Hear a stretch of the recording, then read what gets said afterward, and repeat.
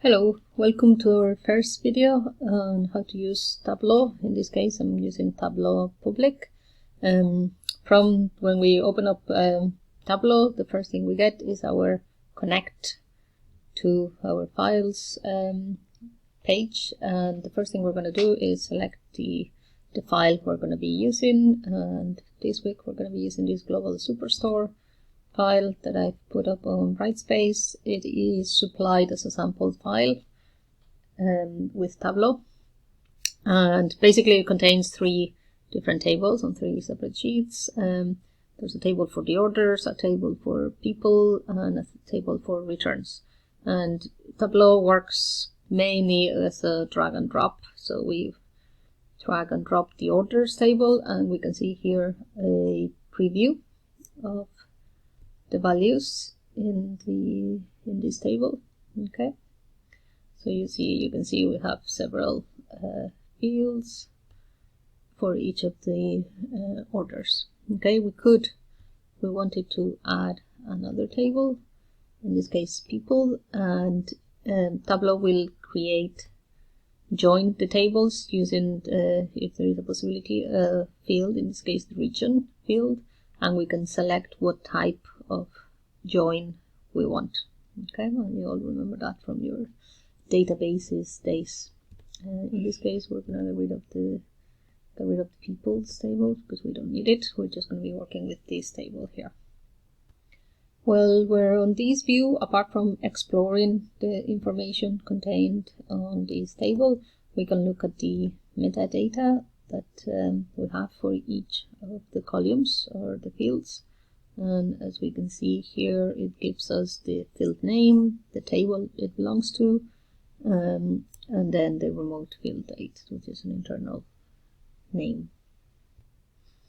On the left here, we can see the type of variable that we are going to store in this particular field. So row ID is a number, an integer. And if we go further, order ID is a string, and so on. Okay, so we can change those if we want it. Yep, there we go. That changed. I'm going to change it back. And something else we can do is change the name. So say we wanted to change ship mode and change it to shipping mode, for example. We just have to edit it in here. We can go back to the full view, the preview of the data, and we can see how our heading has changed. Again, we can change here, look at the different characteristics for this column. We can order or sort by a particular column and so on. Okay, so this data source sheet or tab is giving us a preview of what the data looks like. It's always good to have a look at it before continuing, so we have a clear idea of what data we're working with. Okay, now we have an idea of our data. We're going to start creating our first visualization. We're going to go to sheet 1. And this is the main screen where we create our visualizations. And you will be creating a new sheet for each visualization that you use. And basically what we see here is the canvas, where you can drag and drop different fields, or you can use the bars up here for rows and columns for dragging different quantities or values or fields. Okay, so our columns from the original table have been split into 2 main categories. There's the dimensions, which usually contain categories, different type of classes or categories. Okay, so strings, usually strings, dates, and so on. And then the measures, which contain the numerical values from the table.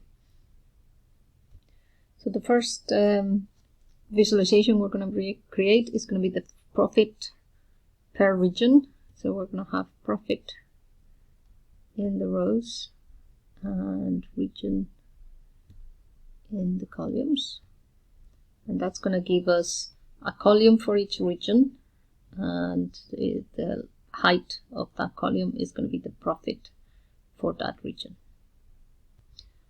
Now, if we look here on the Show Me tab, we can see which types of visualizations are available to us with these two types of variables. Okay, so if we are looking into having one category variable, which is the region, and one numerical variable, which is the profit, then we only have some of them, so we can't plot some of these graphs because you're missing information. And when you put the mouse on top of it, it's going to tell you, give you some information or what you need for that particular type of visualization. We can swap rows and columns very quickly with this command here. That will give us, instead of a bar chart, a column chart, a bar chart. There's also a few other changes we can make to customize our visualization. We can obviously create a different, give it a different name that is not sheet 1. So at the moment we have this field here to be showing the sheet name. So if I wanna, I can type in here what I want to display, or I can leave it at the sheet name. Just cancel and replace the name here. So my sheets are organized. We can also customize the way it looks. We can look at the color for all the bars, or we could select a specific one. We can look at the size, and that's gonna change the width of our bars. We can look at the labels. So we could have a label showing the value for each of the bars, or we could select only the top and the bottom one. If we move this here, we will see the top one is here, max and min. Okay, so there's different options. We will get rid of them. We can customize what we see on the tooltip.